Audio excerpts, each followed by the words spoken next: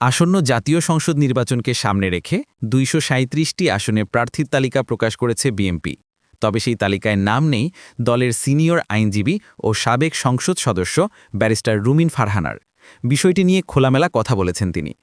সোমবার ৩ নভেম্বর রাতে দেশের বেসরকারি টিভি চ্যানেলের এক টক শোতে বিষয়টি নিয়ে কথা বলেন এই নেত্রী।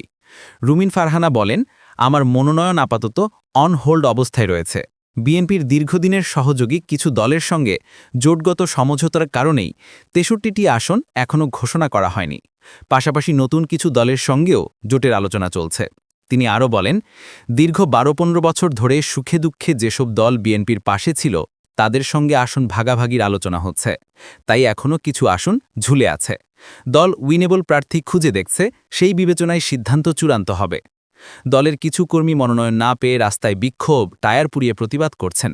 এ প্রসঙ্গে বিএনপির এই নেত্রী বলেন, বড় দলে প্রার্থীর সংখ্যা স্বাভাবিকভাবেই বেশি থাকে। অনেক আসনে ১০-১২ জন করে প্রার্থী থাকায় চূড়ান্ত নির্বাচন কঠিন। তিনি বলেন, নেতাকর্মীদের আবেগকে শ্রদ্ধা করা উচিত, মন খারাপ হওয়া স্বাভাবিক, তবে এ পরিস্থিতি দীর্ঘস্থায়ী হবে না। তিনি আরও বলেন, বিএনপির ভারপ্রাপ্ত চেয়ারম্যান তারেক রহমান প্রার্থীদের সঙ্গে একাধিকবার বৈঠক করেছেন এবং মনোনয়ন বণ্টনের প্রক্রিয়া সম্পর্কে সবাইকে অবহিত করেছেন। মনোনয়ন তালিকা এখনও প্রাথমিক উল্লেখ করে রুমিন ফারহানা বলেন, সময়ের সঙ্গে সঙ্গে পরিবর্তন আসতে পারে, কেউ বাদ পড়তে পারেন, আবার নতুন কেউ যুক্তও হতে পারেন।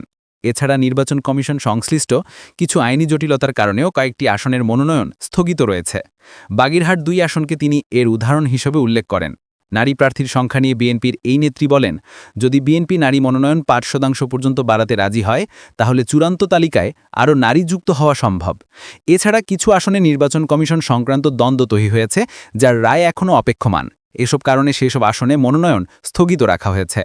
উদাহরণ হিসেবে বাগেরহাট ২ আসনের কথা উল্লেখ করে রুমিন ফারহানা বলেন, যেখানে একজন নিশ্চিত প্রার্থীর মনোনয়ন কেবল কমিশনের দ্বন্দ্বের কারণেই আটকে আছে। উল্লেখ্য, সোমবার ৩ নভেম্বর সন্ধ্যায় বিএনপি মহাসচিব মির্জা ফখরুল ইসলাম আলমগীর প্রার্থীদের তালিকা ঘোষণা করেন। ওই তালিকায় নাম না থাকায় বিষয়টি নিয়ে রাতে একটি টেলিভিশনের টক শোতে কথা বলেন রুমিন ফারহানা।